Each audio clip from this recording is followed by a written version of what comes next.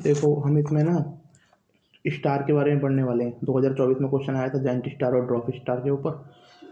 उससे उससे पहले भी चंद्रशेखर लिमिट के ऊपर क्वेश्चन आ रखा है। जो चंद्रशेखर लिमिट है वो ब्लैक होल के लिए, सॉरी, वाइट ड्वार्फ के लिए यूज होती है ना।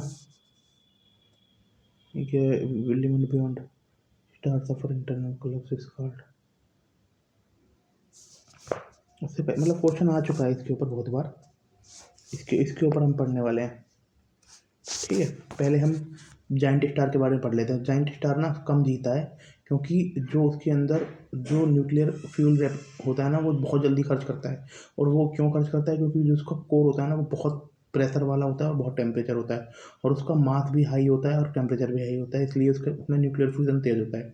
यही जो ड्रॉप स्टार होता है ये लंबा जीता है, और इसमें ये burn fuel slowly and live longer. ठीक है, massive, less massive and slower nuclear fusion. Stellar, एक होता है स्टेलर इवोल्यूशन, मतलब जैसे तारा बनता है, पहले नेबुला होती है, पहले नेबुला होता है, स्टार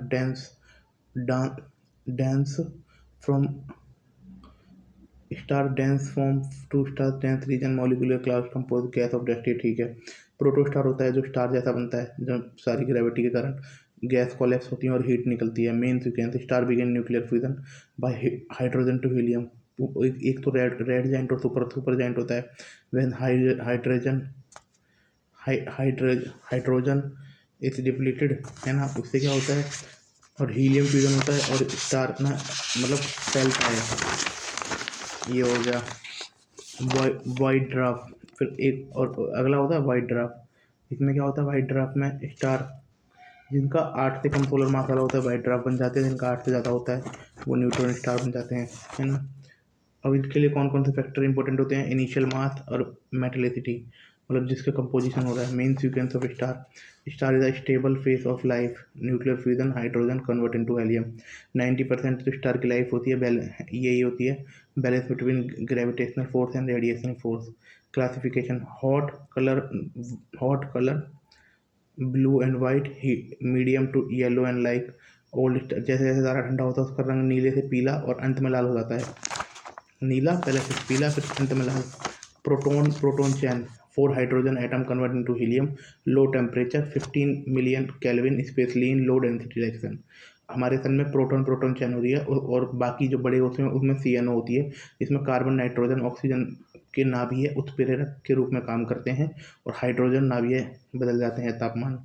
यह प्रक्रिया मुख्य रूप से सूर्य में अधिक द्रव्यमान। Life span 10 solar mass, few million year, low solar mass. तो ये हो गया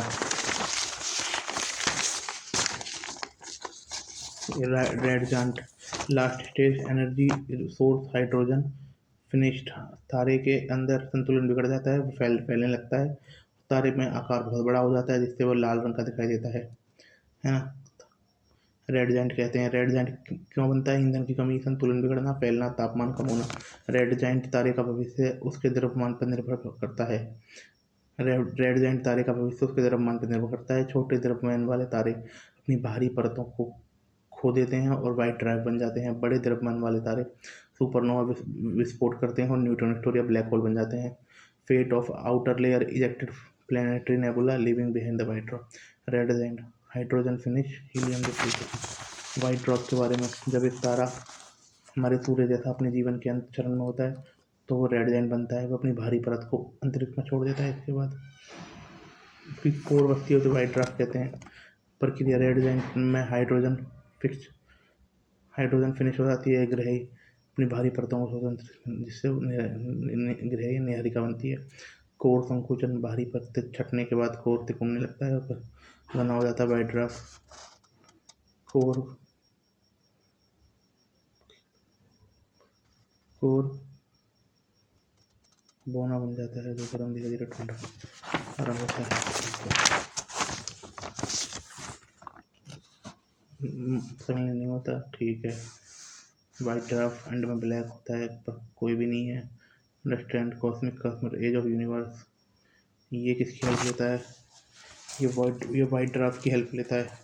red giant iron helium helium core में होता है।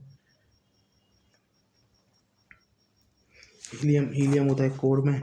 Sensical limit only for white draft triple alpha process hydrogen to helium. Thank you.